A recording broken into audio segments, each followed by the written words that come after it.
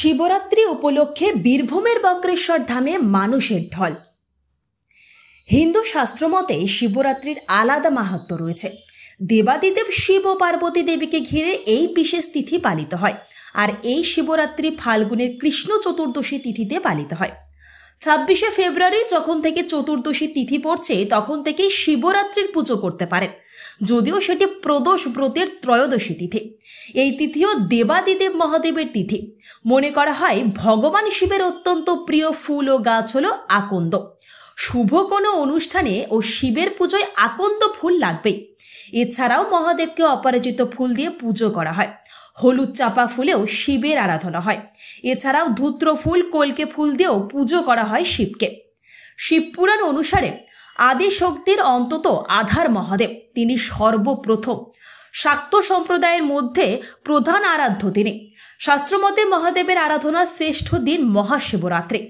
বিশ্বাস, এই দিন উপোস করে ভক্তি ভরে পুজো করলে সন্তুষ্ট হন শিব, ভক্তদের মনোবাঞ্ছা পূরণ করেন তিনি।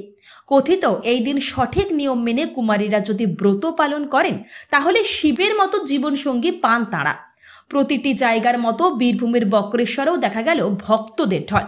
পুজো দিতে আসা ভক্তরা শিবের মাথায় জল ঢালতে ভিড় জমিয়েছে। বীরভূমের বক্রেশ্বরের পুরোহিত থেকে শুরু করে সেবায়েতেরা ব্যস্ত পুজোয়।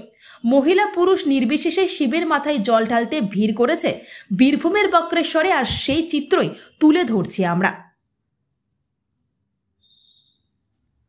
সংকল্প দের রিপোর্ট, বীরভূমের বক্রেশ্বর। আজ শিবরাত্রির মহা উৎসব।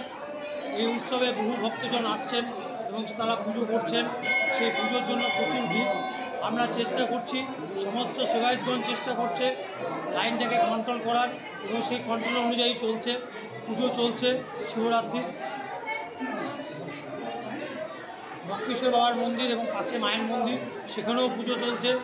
পাশে যে ছোটো ছোটো শিব মন্দিরগুলো আছে সেই শিব মন্দিরেও পুজো চলছে।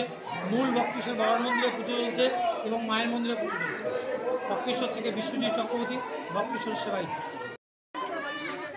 ওম নমঃ শিবায়, ওম নমঃ শিবায়, ওম নমঃ শিবায়। হর হর মহাদেব। পশ্চিমবঙ্গের বিখ্যাত শৈবক্ষেত্র এই বক্রেশ্বর ধাম।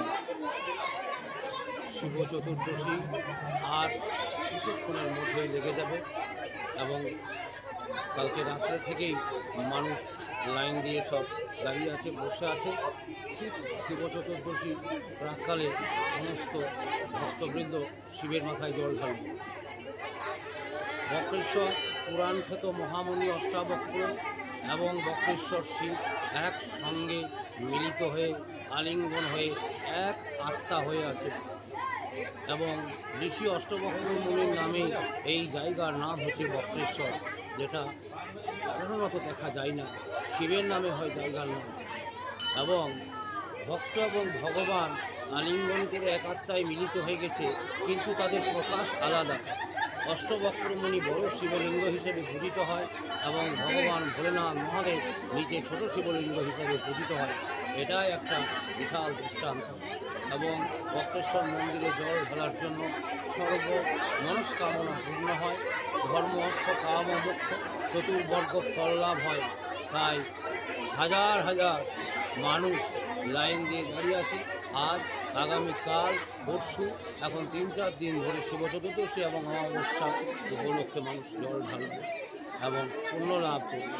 তার সাথে আছে সতীপীঠ, দুই ভুরুর মধ্যস্থল, মহাপীঠ এবং উড়ুকেশ্বর ভৈরব। তাই সকলকে বক্রেশ্বর শিব চতুর্দশী এই মেলা এবং শিবধাম দর্শন করার জন্য সকলকে আমন্ত্রণ এবং অভিনন্দন জানাচ্ছি, শুভেচ্ছা জানাচ্ছি। পুলিশ প্রশাসন সজাগ দৃষ্টিতে ওরা কাজ করছে। ওরা ডিউটি বিভিন্নভাবে সব ডিউটি নিয়েছে। আমি একজন সেবায়িত হিসাবে সকলে তাদের শান্তি শৃঙ্খলাভাবে সুষ্ঠুভাবে লাইন দিয়ে যেন পুজো দেয়, কোনো বিশৃঙ্খলা যেন না করে, তাহলে সেটা আমাদের সার্থক হবে। আপনার নাম? আমার নাম সন্দীপ চৌধুরী। আমি একজন অন্যতম সেবায়িত। নমস্কার সকল ভক্তবৃন্দ।